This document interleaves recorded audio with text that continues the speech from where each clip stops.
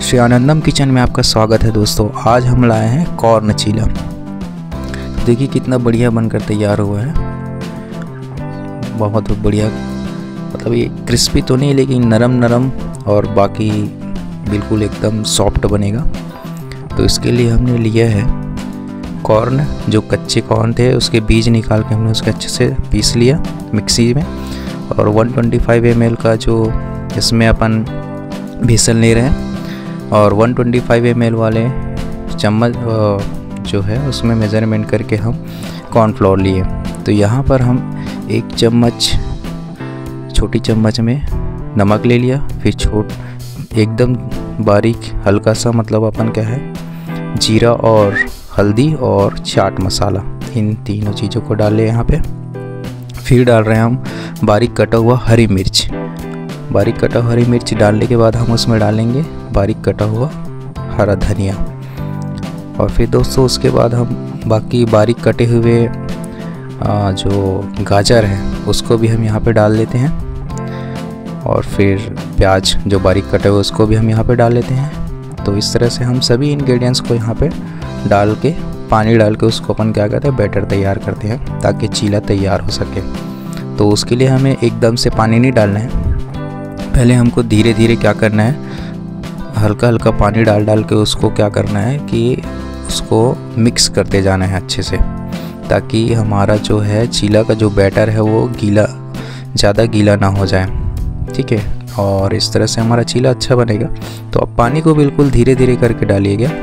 तो इसमें कोई विशेष मेज़रमेंट नहीं है, जितना आपका रहेगा उस बाइंडिंग को आप एक बैटर को जो है तवे में जो अच्छे से फैल सके, इस तरह से हमको धीरे धीरे करके डालना है। वैसे मैंने इसमें 1.5 कप लगभग पानी डाला था, जो 250 ml का जो पानी का जो मेज़रमेंट वाला रहता है। इस तरह से तो मुझे कंसिस्टेंसी यहाँ पे अभी भी मोटा लग रहा है, तो यहाँ पे मैं और पानी डाल रहा हूँ।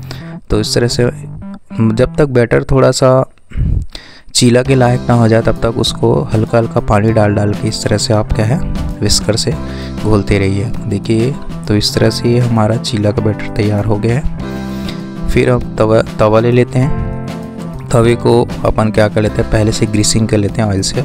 चेक कर रहे हैं कि गर्म हुआ कि नहीं तवा, और चेक करने के बाद फिर से एक बार ग्रीसिंग कर रहे हैं ताकि तवे में क्या है किसी भी तरह का दरदरा ना हो और चीला टूटे ना। तो इसके लिए हमें अच्छे से ग्रीसिंग करना ज़रूरी है। शुरुआती दौर पे तो और अच्छे से ग्रीसिंग करना रहता है, थोड़ा देर छोड़ देना रहता है इस तरह से तवे को।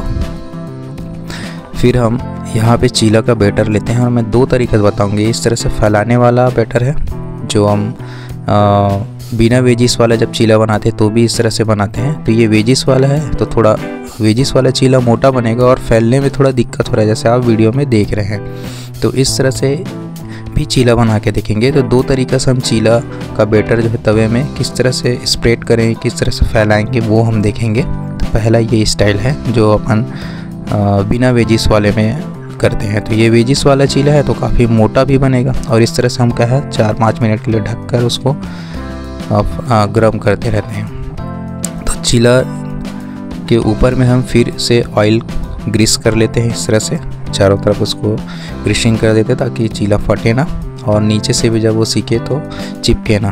तो इस तरह से हम ग्रीसिंग कर लेते हैं। आजू बाजू भी हम चारों तरफ किनारे पे भी, मतलब चीला के किनारे पर भी हम क्या है ग्रीसिंग करते हैं ऑयल का, ताकि जब हम उस पर निकाल रहे हों वहाँ चम्मच से तो किसी भी तरह का टूट फूट ना हो। तो इस तरह से हम धीरे धीरे पहले किनारों को मतलब किनारों को निकालते जाते हैं इस तरह से एक चम्मच की सहायता से। तो इस तरह से आप देखिए बिल्कुल चारों तरफ के किनारे को हल्का हल्का पहले निकाल लीजिए, तब जाके आप बीच में उस चम्मच को डालिए। तो इस तरह से आप क्या कर सकते हैं कि चारों तरफ को पहले अलग कर लीजिए। तो चीला निकालने का यही तरीका रहता है।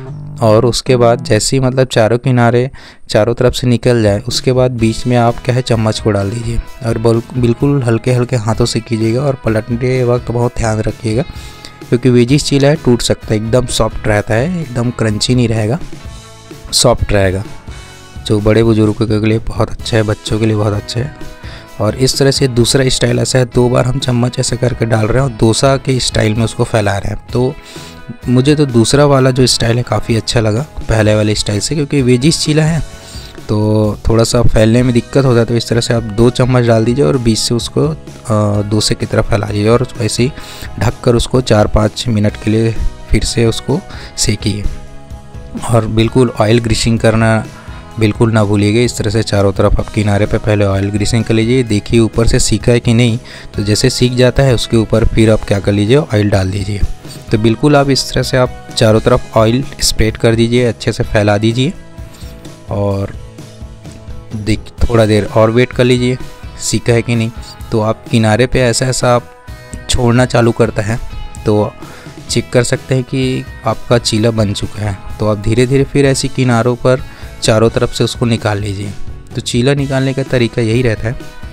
तो बिल्कुल धीरे धीरे इस तरह से चारों तरफ मैं चीले के किनारे को पहले हटा लेता हूँ, उसके बाद उसको पलटी मारता हूँ। तो देखिए बढ़िया चीला बनकर तैयार हो गया, एकदम सॉफ्ट कॉर्न चीला, स्वीट कॉर्न चीला। और इस तरह से हम प्लेट में इसको अलग से रख लेते हैं। और तो देखिए दोस्तों हमारा चटनी भी बनकर तैयार था पहले से, टमाटर की चटनी है और हमारा चीला भी बनकर तैयार हो गया है। तो इसी तरह हमारे नए नए वीडियो देखने के लिए श्री आनंदम किचन पर जुड़े रहिए, हमें अपना प्यार सपोर्ट दीजिए और श्री आनंदम किचन पे जितने भी वीडियो आते हैं इसको आप देखते रहिए और हमें अपना प्यार दीजिए। तो कितना बढ़िया बनकर तैयार हो गया। देखिए मैंने आपको तोड़ कर दिखाया और इसको चटनी पर डीप करके भी दिखाऊंगा। तो हमारा चीला तो काफ़ी बढ़िया बना था, एकदम स्वादिष्ट, एकदम लजीज और हेल्दी चीला है, बहुत ही बढ़िया। सभी लोगों के लिए, बच्चों के लिए, बुज़ुर्गों के लिए बहुत ही बढ़िया चीला है। तो दोस्तों श्री आनंदम किचन चैनल पर बने रहिए, लाइक कीजिए, शेयर कीजिए, सब्सक्राइब कीजिए हमारे वीडियो को और हमें अपना प्यार देते रहिए। थैंक यू फॉर वॉचिंग दोस्तों।